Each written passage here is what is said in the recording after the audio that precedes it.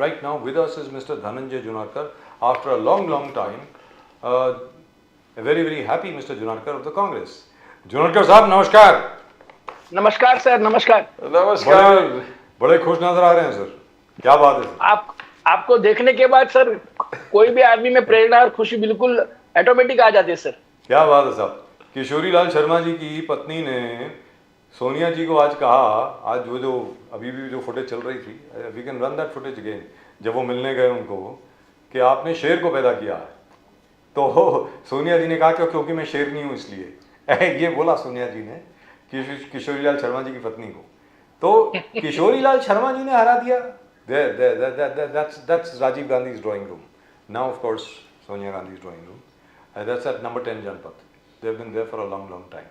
तो लेकिन स्मृति ईरानी जी को सर किशोरी लाल शर्मा जी ने हरा दिया, मतलब ये क्या हुआ, ये जरा बताएं। सर ऐसा है कि एक अहंकार को एक सामान्य आदमी ने हरा दिया है। ये बात, ये सेंटेंस अच्छा हो सकता है क्योंकि इनका अहंकार इतना हो गया था, जिस प्रकार से उनकी भाषा थी, जिस प्रकार से महिलाओं के ऊपर अन्याय हो रहे थे, उस समय उनके जो कमेंट्स आने अपेक्षित थे वो उन्होंने कभी बोला नहीं। और एक प्रकार का जो टूल किट होता है, जैसे बीजेपी हमेशा शब्द यूज करती है टूल किट, तो उस प्रकार से सामने वाले अपोजिशन के खिलाफ उन्होंने हमेशा इस प्रकार के शब्दों का चयन किया कि सामने वाला आदमी को हर्ट हो जाएगा और सुनने वालों को भी खराब लगे कि किस भाषा से ये लोग काम कर रहे हैं। उन्मत्त द्वेष और अहंकार, ये सब चीजें इकट्ठा होने के बाद फिर आपको कोई बचा नहीं सकता सर। इसके लिए उनकी हार हुई। प्रदीप जी, जुनाकर साहब, बीजेपी का कहना है आप कुछ भी कर लो, आएगा तो मोदी जी ही, और वही हुआ मोदी 3.0। दैट मोदी जी का कहना है। मोदी जी का आगे जाकर कहना है कि 2024 का एक ही जनादेश है, देश को सिर्फ और सिर्फ एनडीए पर भरोसा है। एनडीए 1, एनडीए 2, एनडीए 3, और दिस टाइम अभी तक 10 साल ट्रेलर था ये बात। तो कैसे देखते हो मोदी जी का असेसमेंट, आप कैसे देखते हो? बोला कि आप पूरे हिस्ट्री देख लीजिए। उनका कहना है कि 2014, 2019 और 2024 कांग्रेस का पूरा एग्रीगेट आप देखोगे तो पूरा एग्रीगेट कम है, 240 से कम है जो आज के तारीख में बीजेपी के पास है। How do you see Modi ji का असेसमेंट है, बीजेपी का असेसमेंट है, जुनेकर साहब, how do you see that? Sir ऐसा है कि बीजेपी हमेशा आपको गिरे तो भी टांग ऊपर, एक वाक्य प्रचार है हमारे हिंदी भाषा के अंदर।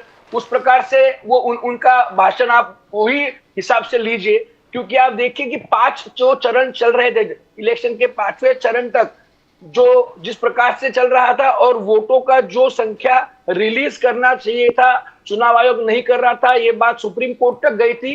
तो उसमें 87 सीट ऐसी है सर जो 2000 वोटों से भी कम वोटों से जीते हैं। अगर आप 240 में से ये 87 माइनस कर दो तो ये 150 के आसपास भी आपको ये लोग ढूंढते, 150 का आंकड़ा भी इनका पार नहीं हो रहा था। और एनडीए, आप बोल रहे हैं एनडीए सरकार, तो एनडीए ये शब्द कल 1 हफ्ते 10 दिन पहले तक आपको दूरबीन से देखने के बाद भी नहीं मिल रहा था। अभी तक तो मोदी की गारंटी, मोदी सरकार, मोदी मोदी मोदी, सब जगह मोदी की बात हो रही थी। अभी इनको जमीन पे लेके आया है, जमीन पे ही आया है 240 के हिसाब से। तो अब इनको मालूम है कि 272 भी अपने आप के ताकत में लोग पार नहीं कर पाते, तभी अब ये एनडीए की बात हो रही है।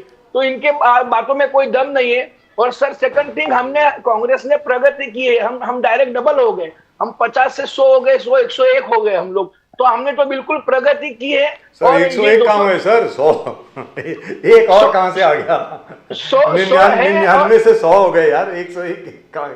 101 पौंडीचेरी उस तरफ का जो इंटरनल आता है उसमें से मैंने पढ़ा था, शायद मैं गलत भी हो सकता हूँ, पर उस तरफ का एक और आ रहा है, तो 101 हमारा हो रहा है सर। क्या बात है सर। तो 101 मतलब जैसे शगुन होता है, शादी में शगुन दिया जाता है ना 101 रुपए का, वो मिल गया आपको? कहने का मतलब ये तो देश के लिए कांग्रेस हमेशा शगुन बन के रहा है, तो 75 साल के बाद ये भी एक शगुन होगा और आप देखेंगे कि हम किस प्रकार से आगे जाने वाले हैं, प्रगति करने वाले हैं। लेकिन जुनाकर साहब एक बात तो है, नरेंद्र मोदी जी आज भी प्रधानमंत्री हैं और कल दोबारा शपथ ग्रहण करेंगे बतौर प्रधानमंत्री के रूप में।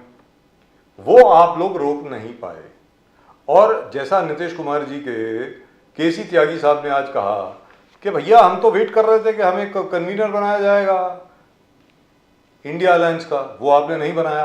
आज अगर नीतीश कुमार जी को आप उस वक्त इंडिया अलायंस का कन्वीनर बना देते तो बिहार में आपकी 24 के 26 सीटें कहीं नहीं गई थी, आज आपकी सरकार बन रही होती। जुनाकर साहब सर अभी भी हमारी सरकार बनेगी। ये सरकार बहुत ज्यादा दिन टिकने वाली नहीं है, बहुत कम दिनों की मेहमान है ये लोग सर। ये एक इसके लिए 2 लाइनें में सुनाने की कोशिश करता हूं सर आपको कि बिक गया बाजार में दोपहर तक एक एक झूठ, बिक गया बाजार में दोपहर तक एक एक झूठ, शाम तक बैठे रहे हम अपनी सच्चाई लेकर। तो इस प्रकार से सर हम काम करते रहे तो हम लोग थोड़े से पीछे हो गए। लेकिन आप ये देखो कि चंद्रबाबू नायडू और नीतीश कुमार जी, इनको हैंडल करना इतना आसान नहीं है। चंद्रबाबू नायडू जी का जो वहां का जाहिरनामा है कि और कि धर्म के ऊपर वो मुसलमानों को क्या क्या देना चाहते हैं, 4% आरक्षण देना चाहते हैं, हर बड़े शहर में वो ईदगाह के लिए जमीन देना चाहते हैं, हर मस्जिद को 1 लाख रुपया डोनेट करना चाहते हैं, हर मस्जिद का हर महीना 5,000 रुपया मेंटेनेंस देना चाहते हैं, हर काजी को वहां के जो उसको 10,000 महीना पगार देना चाहते हैं, और काजी अगर पढ़ा लिखा है तो उसको सरकारी नौकरी देना चाहते हैं, मुसलमानों को 5 लाख का कर्जा बिना इंटरेस्ट का देना चाहते हैं। ये सब इनके जाहिरनामे में लिखा हुआ है। और उसी समय आदरणीय मोदी जी ने अलग अलग जगह जहां अपनी प्रचार की सभा की, उसमें उन्होंने कहा कि मैं धर्म के नाम पर कहीं भी कोई आरक्षण देने वाला नहीं हूं। तो आप ये बताइए कि चंद्रबाबू नायडू जी को आप कैसे हैंडल करोगे। चंद्रबाबू नायडू इसके पहले जब एनडीए सरकार में थे तब बाल योगी उनके पास से स्पीकर का पोस्ट उनको मिला था। इस समय भी वो स्पीकर का पोस्ट मांग रहे, फाइनेंस का पोस्ट मांग रहे। तो ये सब बड़ी बड़ी पोस्ट जो है, ये पोस्ट ये लोग देने लेना, ये इसमें ही सब इतने झगड़े होने वाले हैं कि आदरणीय वाजपेयी साहब की जो 13 दिन सरकार चली थी, इनकी 12 दिन भी चलेगी कि नहीं सर, उसका मुझे शंका है। लेकिन ये तो मतलब सुनी सुनाई बातें है ना सर, किसी ने ऑफिशियली तो कुछ भी नहीं मांगा। लोग तो कह रहे हैं ऑफिशियली तो आधिकारिक तौर पे तो कह रहे हैं हमें तो कुछ चाहिए ही नहीं, ऐसा करके बोल रहे हैं। ये तो सुनी सुनाई बातें हैं ना, मतलब जो लोग कह रहे हैं कि भाई अकॉर्डिंग टू सोर्सेज ये वो मांग रहा है, ये वो मांग रहा है। असल में मांग रहा है क्या नहीं मांग रहा, कुछ मालूम नहीं है ना। सर राजकारण में एक स्टाइल ही है काम करने की कि जो चाहिए मुझे, जो चाहिए मैं किसी और के मुंह से बोलो आपको कि ये चाहिए करके। आप तो देखिए सर, चंद्रबाबू नायडू के लड़के ने पैगासस के उसके ऊपर भी जांच मांगी हुई है, वो भी आपने सुना होगा। धीरे धीरे ये लोग एक एक चीज छोड़ेंगे और फिर बोलेंगे, प्रतिक्रिया देखेंगे कि क्या होता है क्या नहीं सर। तो आने वाला 5 साल आपको लग रहा है कि it will be a 5 years of compromises. Prime Minister Modi has to compromise on CAA. Prime Minister Modi has to compromise on Jati Janganna. Prime Minister Modi has to compromise on Agniveer schemes, on CAA, फिर वो NRC। किधर किधर compromise करेंगे मोदी जी? आपको क्या लग रहा है आने वाले क्या होने वाले? मगर भले मोदी जी ने बहुत विनम्र तरीके से शुरुआत किया, अडवाणी जी से जाके मिले, घर में जाके मिले अडवाणी जी से, जो आप बार बार उठा के अडवाणी जी को बॉयकॉट कर रहे हैं, मिलते नहीं है। फिर मुरली मनोहर जोशी से मिले, तो एक बहुत ही अच्छे तरीके से शुरुआत करने का इच्छा है मोदी जी का। आप कैसे देखते हो कॉम्प्रोमाइजेस? सर अभी ये अच्छापन जो है ना, ये कॉन्फिडेंस बिल्कुल 0 लेवल पे पहुंच गया है, उसकी निशानी है। ये अच्छापन नहीं है। अगर उनको 300 सीट होती तो फिर वो किसी को मिलते या नहीं मिलते वो बात भी दूर की हो जाती थी। तो इसमें मुझे बिल्कुल ये नहीं लग रहा। और आपको बहुत ज्यादा विश्वास लग रहा है कि 5 साल ये कैसे निकालेंगे। मेरे को लगता है कि ये लोग 6 महीना भी नहीं निकाल सकते, क्योंकि सर इनकी जो हेरिटेज की कमेटी थी, इन्होंने 2018 के बाद कोई मीटिंग नहीं ली और इन्होंने आदरणीय महात्मा गांधी, छत्रपति शिवाजी महाराज और बाबा साहेब अंबेडकर जी की मूर्तियां उन्होंने हटा के अंदर कहीं भी ऐसे जगह पे जाके रखी है जिसका कोई महत्व नहीं है। तो ये सब चीजें जिन्होंने अंबेडकर जी ने संविधान को लिखा, और संविधान को हम नमस्कार करते हुए मोदी जी दिखाई देते हैं और अंबेडकर जी की मूर्ति को वहां से उठाते हैं। मोदी जी जिसके चरण स्पर्श करते हैं या जो चीज को महत्व देते हैं, समझ लेना उसका एंड आ गया।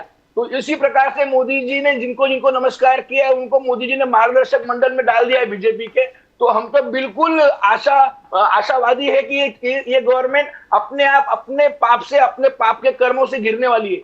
तो जुनारकर साहब, ये जरा बताएं, ये जो मिरेकल हुआ है, करिश्मा जो हुआ है महाराष्ट्र में, जहां पर आपकी 14 सीट आ गई, मतलब 13+1 सीटें जो आ गई महाराष्ट्र में, वो कैसे आई? सबसे बड़ी पार्टी आप बन गए महाराष्ट्र में 10 सालों के बाद, ये कैसे हुआ?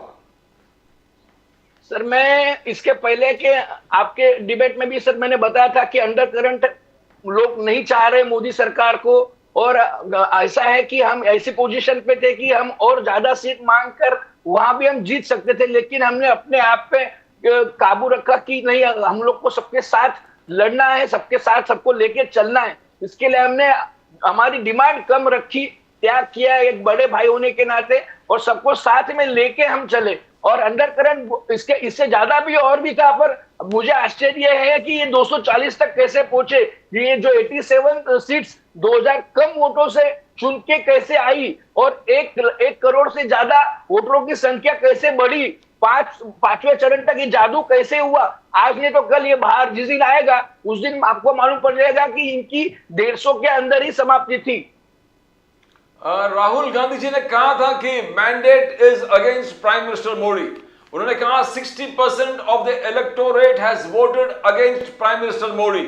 उन्होंने कहा Modi ji has lost 63 seats from last time, and 63 seats में उन्होंने दिग्गज, जो बड़े बड़े दिग्गज नेता मिनिस्टर्स थे वो हार गए, जैसे अर्जुन मुंडा, स्मृति ईरानी, आर.के. सिंह, अजय मिश्रा, राजीव चंद्रशेखर। यहां महाराष्ट्र में तो यह हालत है कि बड़े बड़े दिग्गज जो मिनिस्टर्स थे, पूरा बड़ा लिस्ट है, पंकजा मुंडे से लेके मुनगंटीवार, राव साहब दानवे शायद मिनिस्टर थे, Bharati Pawar she was a minister, Kapil Patil was a minister. तो ये दिग्गज नेता, तो मॉरल राइट, यानी morally he cannot, moral right नहीं है विक्ट्री का।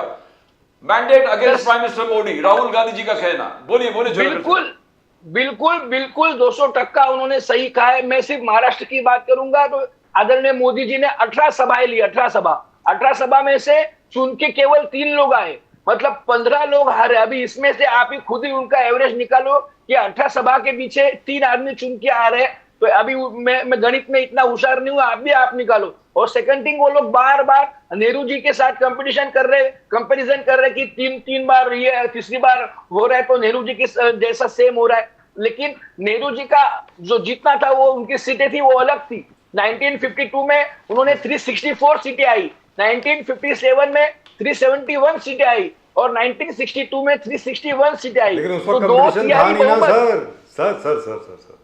सर। नेहरू जी की से ज्यादा बड़ी अचीवमेंट है मोदी जी की, इसमें कोई दो राय नहीं है। क्योंकि 1952 में तो ऑलमोस्ट मतलब रड़ा मैदान था, हर एक को मालूम था पंडित जी बनने वाले हैं प्रधानमंत्री। क्या बात कर रहे हैं सर, उस वक्त का इस टाइम से तो आप नहीं कर सकते ना। मतलब कंपटीशन नहीं था, सोशल मीडिया नहीं था, लोगों के पास इतने साधन नहीं थे, सबको सिर्फ कांग्रेस पार्टी के ही बारे में मालूम था। सीधी सादी बात है। तो मतलब जहां पर सर जिसको जो क्रेडिट देना चाहिए वो देना चाहिए। 240 सीटें उनकी आई, जैसे भी आई हो आई हैं। और ऐसा नहीं है कि आपकी जो सीटें आई हैं उत्तर प्रदेश में फॉर एग्जांपल कई जगह ऐसा नहीं है कि जैसे राहुल गांधी जीत गए मतलब 3,80,000 वोटों से, और किशोरीलाल शर्मा जी जीत गए 1,58,000 वोटों से। बाकी जगह पर भी आपके 2-2, 3-3 हजार से भी जीते हैं ना। बताइए सर ऐसा है कि हम लोग को तो कोई गिन ही नहीं रहा था। हम लोग को पिक्चर में थे ही नहीं। हम लोग तो कांग्रेस मुक्त। क्या बात है, हमारे लिए बोल रहे हो? हम तो अरे हम तो आपकी इतनी तारीफ करते थे, कहने की हद नहीं। हम तो इतने डिसअपॉइंट हो गए कि जो स्टेट असेंबली इलेक्शन हुई थी उसके अंदर आप लोग हार गए थे। या तो हम लोग आस लगाए बैठे थे कि राजस्थान में, छत्तीसगढ़ में जरूर जीतेंगे। क्या ये ऐसा मत बोलिए सर, हमारे बारे में नहीं बोल सकते। बीजेपी के लिए बोल रहा हूँ सर, आपके लिए नहीं बोल रहा हूँ। हम लोग मतलब मैं बीजेपी के माध्यम लिए बोल रहा हूँ। आपके लिए तो मैं जिंदगी में सोच भी नहीं सकता ऐसा कोई गलत शब्द मेरे मुंह से गलती से भी ना निकले। मैं तो वो बता रहा था कि ये लोग हमको सर गिन भी नहीं रहे थे। कांग्रेस मुक्त भारत समझ रहे थे। इनकी 50 सीटें कैसे आई? ये लोग अगले चुनाव में एक गाड़ी में जितने 3 आदमी 4 आदमी बैठ के आए उतने भी इनके एमपी आएंगे कि नहीं आएंगे, इस प्रकार की भाषा का अहंकार से ये लोग जिस प्रकार से बात कर रहे थे। और हमारा चुनाव के समय उन्होंने हमारा अकाउंट भी उन्होंने सीज कर दिया। हमारे पास खर्चा करने के लिए पैसे नहीं, जाहिरात करने के लिए पैसे नहीं, पैम्पलेट बांटने के लिए पैसे नहीं, आदमी नहीं। ऐसे एकदम विपरीत अवस्था के अंदर हमने हमारा स्कोर डबल किया है। तो हमारा अगर एक ओर से भी हम जीते हैं, एक दिया और तूफान की लड़ाई की जैसा, तो सर हमारी तारीफ होनी चाहिए सर। इन लोग इतना बड़े इन लोग के इलेक्टोरल। लेकिन महाराष्ट्र के बारे में जो आपसे पूछा उसका आपने जवाब नहीं दिया। आपके इतने दिग्गज नेता आपको छोड़ के चले गए, उसके बावजूद आप जीत गए। ये तो बहुत बड़ी बात हो गई है सर, ये कैसे हुआ? सर वो यही है कि कांग्रेस पार्टी में जो पार्टी के ध्येय और धोरण को जो मानता है, जो पार्टी के लिए अपना खून पसीना एक करता है, वो आदमी नेता के साथ नहीं चला गया। नेता थोड़ा सा लालच में या डर के मारे चला जाएगा, लेकिन कार्यकर्ता है वो वहीं रहेगा। हमने आपको उस डिबेट में भी पहले भी कहा कि ये इतने भी बड़े नेता अगर जाता है, भागता है अपनी खुद की मजबूरी से, उसके पीछे कोई कार्यकर्ता जाने वाला नहीं है और ये नेता हारने वाला है। और आप बिल्कुल याद कीजिए, जितने लोग इस प्रकार से गए कांग्रेस में से, तो सब नोवेयर हो गए सर। ईवीएम का रोना अब नहीं होगा। मोदी जी आप पे आलोचना कर रहे थे कि चुनाव से पहले, रिजल्ट से पहले रो रहे थे ईवीएम में ये होगा, ईवीएम में वो होगा, ऐसे करेंगे। तो कोई ईवीएम का रिगिंग हुआ नहीं है। और मोदी जी का कहना है 5 साल तक कांग्रेस अब ईवीएम की बातें नहीं करेंगे। और मोदी जी ने कहा कि ये मोदी 3.0 से लेके विकसित भारत के सपने 2047 तक जो 25 साल का प्लानिंग है, वो मोदी जी एक डेवलपमेंट को एक फेज, नए लेवल पर लेके जा रहा है। हर चीज होगा, एवरीथिंग डेवलपमेंट। रोडवेज पहले था 10 साल में, उससे जबरदस्त तरीके से नेक्स्ट लेवल पे होगा। Waterways next level. तो how do you see, Modi ji कह रहे हैं कि 2047 विकसित भारत का सपना, लोग उसीलिए वोट दिए एनडीए को और वो प्रतिबद्ध है, यानी एब्सोल्यूट कॉन्फिडेंट है कि वो अचीव करेंगे लोगों के सपने। मोदी जी की आगे की 25-50 साल की पॉलिसी में हमको कोई इंटरेस्ट नहीं है। उन्होंने 2014 में जितनी कमिटमेंट की थी, कम से कम उतना ही पूरा कर दे हुए, और उसके लिए हम उनको शुभेच्छा देने के लिए तैयार है। और नई गवर्नमेंट को पहले दिन से कोसने की हमारी इच्छा नहीं है। जो उन्होंने पहले वादे जो किए थे, वो अगर ईमानदारी से पूरा करे, तो एक सशक्त विरोधी पार्टी का जो काम होता है, हम लोग वो हमारा काम समझ करके हम बिल्कुल जहां सपोर्ट करना है सपोर्ट करेंगे, जहां बिल्कुल गलत लगा तो वहां। लेकिन इस बार क्या मोदी जी ने आप लोगों से एक रिक्वेस्ट करी है कांग्रेस से कि भाई इस बार आप देश के हित के लिए, देश के विषयों पर एक कंस्ट्रक्टिव बहस अगर आप करें पार्लियामेंट में तो बहुत अच्छा होगा, और पार्लियामेंट को डिसरप्ट ना करें। तो आपको क्या लगता है कि इस बार भी पार्लियामेंट से आप लोगों को मतलब सस्पेंड कर दिया जाएगा, 150 मेंबर्स बाहर हो जाएंगे, ये सब हो गया क्या इस बार भी?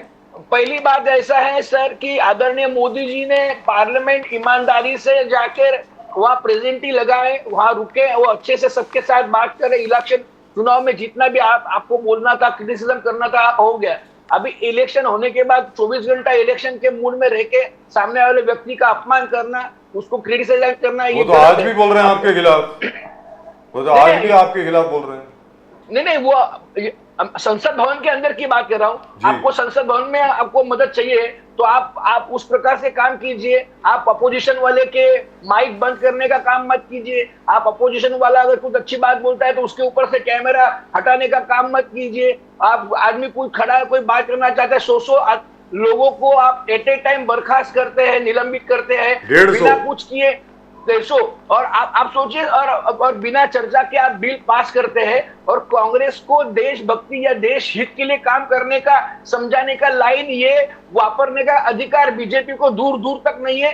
कांग्रेस का जन्म ही देश के हित के लिए हुआ है, राष्ट्र के हित के लिए हुआ है, और हम लोग राष्ट्र हित के लिए कोई भी पार्टी सामने रहेगी, हम उनको बिल्कुल मदद करेंगे। तो जुनारकर साहब, एक चीज तो बड़ी अच्छी हुई है आपके लिए, आपको ये नहीं बोलेगा कि राहुल गांधी जो है वो इटली भाग रहे हैं, ये बात नहीं बोलेंगे शायद, अभी थोड़ी देर के लिए तो नहीं बोलेंगे। आगे क्या बोलते हैं मुझे मालूम नहीं। सर बहुत ही हमने कष्टदायक दिन निकाले हैं। कितने भी आप लोग, मतलब जो भारतीय जनता पार्टी ने जितना भी क्रिटिसिज्म किया है, वो किस प्रकार से गलत था, और वो किस प्रकार से कैरेक्टर असैसिनेशन करके उन्होंने जितनी भी मेहनत की, तो उसमें से सोना निखर के आया है। तो हमको बोलने की जरूरत नहीं कि हमारे पास क्या है, हमारा व्यक्ति किस प्रकार से हमारा व्यक्ति ने काम कर रहा है, और किस प्रकार से देश में और विदेश में लोग उनको जानते हैं, चाहते हैं। और पहले की इंप्रेशन जो इन्होंने बनाई थी और आज की इंप्रेशन जो सचमुच लोगों के सामने गई है, वो क्या है, तो जुनागढ़ इसमें से साहब, वो सोना है निकल के आएगा सर वो। जुनागढ़ साहब, प्रदीप जी और मैं यही डिस्कशन कर रहे थे कि आपकी 99 सीटें आई हैं +1, 100 सीटें हैं।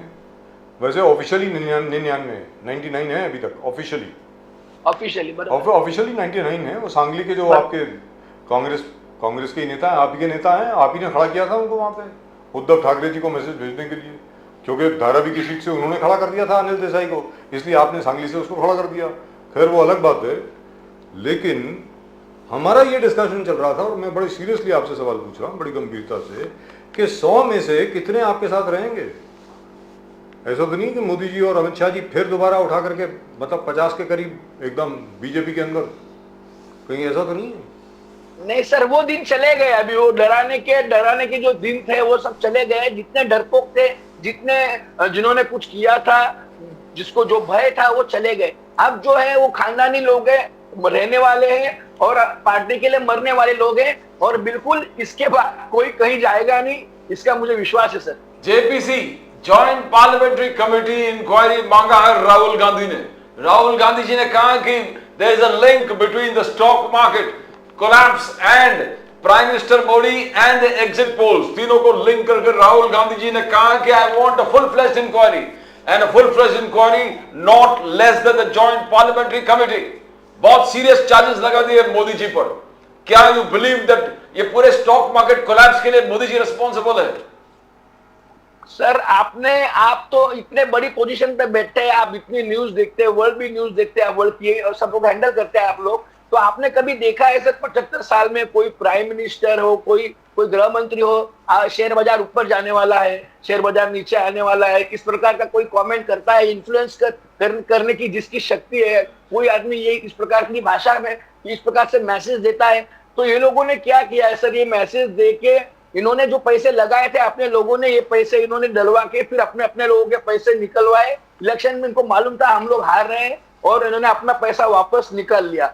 और दूसरा, जेपीसी की हमारी मांग हम बिल्कुल करेंगे, लेकिन हमारी मांग ये लोग पूरी करेंगे नहीं, इसका भी हमको विश्वास है। क्योंकि आज के पेपर में ही हमने ये देखा कि आदरणीय प्रफुल्ल पटेल जी की 180 करोड़ के जो घर थे, जिसपे इकबाल मिर्ची वाला कुछ आरोप हुआ था, वो पूरे उन्होंने फ्री कर दिए, रिलीज कर दिए।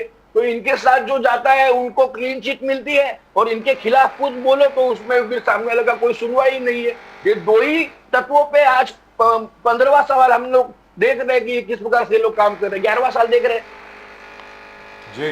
लेकिन ये तो बता दीजिए सर, ये तो बता दीजिए, हमारे बड़े अच्छे मित्र जो आपको छोड़ के चले गए, हमारे बड़े अच्छे मित्र आपको जो छोड़ के चले गए, कृपा शंकर सिंह जी, उनको भी हरा दिया आपने सर। ये आपने क्या किया सर? ये तो धोखाधड़ी।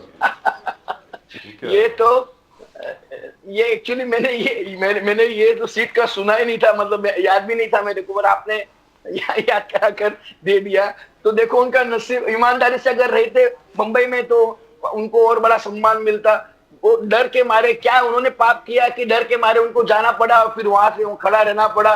तो बेइज्जती है। राजयोग आपको जब आता है उसमें एक ईमानदारी की साथ अगर साथ है। ये जो बात आपने कही, एक सेकंड प्रदीप जी, जो इन्होंने बात कही, अगर कृपा शंकर सिंह जी मुंबई में होते तो आज शायद मुंबई नॉर्थ ईस्ट या कहीं से लड़ रहे होते, जीत भी चुके होते शायद Mumbai north west. I think आगे जाके बोले मुंबई में होते और कांग्रेस में होते जी, वो शायद नॉर्थ सेंट्रल से लड़ते और जीत जाते वर्षा गायकवाड़ जी की जगह पे जी। या तो इधर से लड़ते या कहीं और से लड़ते और जीत जाते सर, इसमें कोई दो राय नहीं। बिल्कुल सर, बिल्कुल सर। अब क्या करें सर, जो किस्मत है जो है, क्या किया जाए उसके बारे में।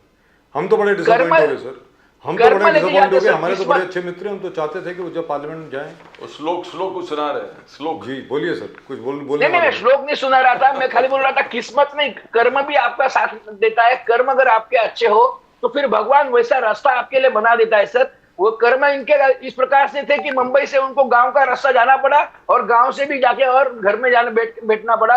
ये कर्म है और कर्म ही आपके साथ आएंगे सर। जरांगे पाटिल जी ने धमकी दिया है कि हर असेंबली में 288 असेंबलीज में अपने कैंडिडेट को खड़ा कर देंगे। तो जरांगे पाटिल जी अगर खड़ा करते हैं एवरी कॉन्स्टिट्यूएंसी, तो नुकसान फायदा किस प्रकार से कांग्रेस को देखते हो आप? पूरे मराठा वोट एक साथ एकजुट जरांगे पाटिल जी को लगेगा?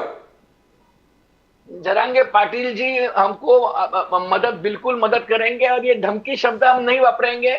उनको उनकी उनकी एक विचार है, वो अपना विचार रख रहे हैं, और अगर सचमुच कल को उनको टेट आदमी मिलते हैं और उनको खड़ा रखने का, तो उनको भारत की लोकशाही है, जनतंत्र है, उनको खड़ा रखने का अधिकार है। हम हमारी लाइन लेके चल रहे हैं, पर लेकिन उनकी जो डिमांड है, वो डिमांड को पूरी करने के लिए जो भी करना चाहिए कांग्रेस सरकार, बिल्कुल कांग्रेस हमारी पार्टी करेगी, ऐसा हमको विश्वास है। जोनेकर साहब, बहुत बहुत धन्यवाद आपका हमारे साथ जुड़ने के लिए, अपना विश्लेषण सामने रखने के लिए, और इतनी ईमानदारी से बात करने के लिए आपका और भी ज़्यादा शुक्रिया।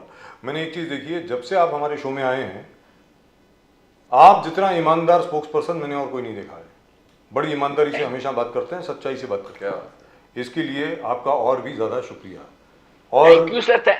और आपकी पार्टी जीत गई है, आपने मिठाई तक नहीं भेजी, इसके लिए मेरे दिल के अंदर बहुत मलाल है कि ये क्या है यार, मतलब ये तो गड़बड़ है। लेकिन फिर भी एक बार फिर आपको बहुत बहुत शुभकामनाएं। नमस्कार। और एक बात मैं शुरुआत से कहना चाहता था, अभी तक बोला नहीं क्योंकि डायरेक्ट बात चालू हो गई आपकी। सर आप आज जो दिख रहे हैं ना, बिल्कुल ही आपकी जो दाढ़ी है ना सर, आप बहुत हैंडसम दिख रहे हैं, और वो ये इसी पोजीशन में रखना है, बिल्कुल हैंडसम लग रहे, जबरदस्त दिख रहे सर आप। बिल्कुल नरेंद्र मोदी की तरह बोलना चाहता था, बिल्कुल नरेंद्र मोदी की तरह दिख तो रहा विरोध करेंगे मोदी का नाम मोदी जी का नाम ले विरोध कर देंगे। चलिए चलिए, thank you very much. Thank you sir. God bless you sir. Thank you. Thank you sir. The Congress is very, very happy. They've doubled their tally almost. I mean, almost. They're the single largest party, sir, in Maharashtra. Even in Maharashtra, they're very happy. And the single largest opposition party in the country. Yes, yes. And a respectable single largest party in the country, because now they will be able to get a proper, officially designated position of leader of the opposition. Bilkul, sir.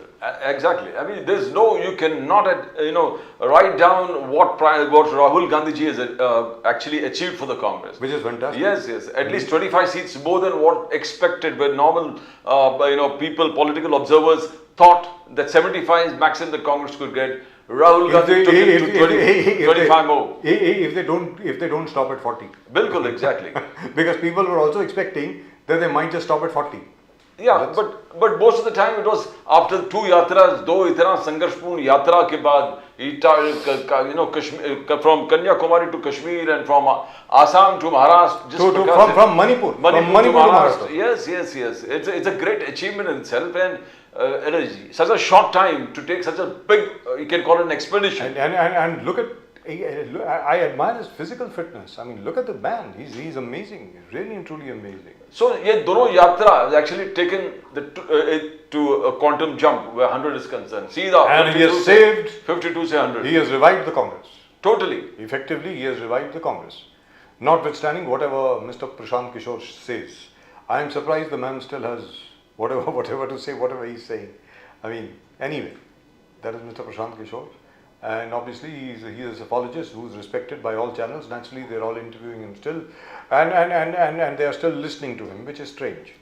After having been proven so wrong everywhere, he's still being listened to, which is great. But at the moment with us, I think we've got Mr. Nandakumar Pawar. Is that right?